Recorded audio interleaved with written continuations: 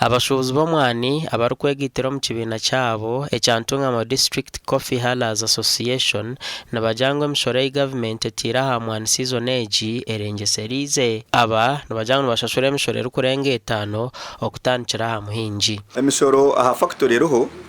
abo kuba number 1 koko wenemu haremwe niyo machine emwe neba neshora emitwaro 10 then wenemu machine 2 nojereza emitwaro 20. Then iwe nkamukama w'ecyoma kama wa factory noba of course noteka kwa noba nogura umwani hato kimara kugugura iwe arona receipt ya baya yo wagura umwani niwe nohereza umushoro ugaruka harona na store the factory yona ene store mbere noshorera store iyo nkiyonkuru wanogura umwani ni ugaruka ushashura nkomushubuzi w'umwani kandi ugaruka ushashurana na factory zawe obyo mu munda umushoro gwa ruguto nubwo amagombororo emotoka zite twegura mu mwani kw'abahinjezo atike kurwa cyo kureba yaneza kabo yanda kikagati road block tura roreka kuje hataho umwani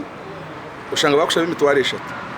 kandi emotoka neha license ya ruguto ya income tax ya rorero ingwe tambra amahanda hamwe ya insurance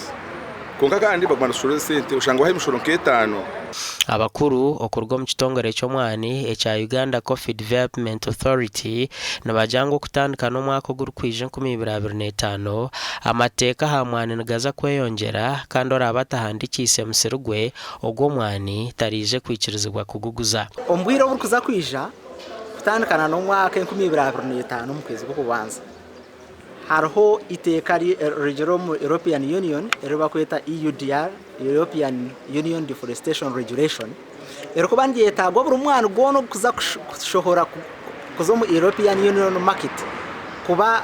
guri traceable nibakweta traceability system buri muhinji kuba registered omusurugweye gukumanywa kandi omusurogwe gwahingirwa hantu ahayi bataratemye kibira entande y'induhonyowe na President Museveni na Rwanda kama deputy honorable tendition variation ekimanyisa ngo tureke kubara omwani omugutiya standike kubara omwani mu packets standike kubara omwani bottles barengo basharura omwani ogubonire omwano gushikire aha kuba twise baremeraho kugira ngo tugire omwano guri standard kandi itekateka ngo gushemeye kuba gurugwe kugira ngo buthirirwe tukabone cyoma cyo cya variation no mu rutungamo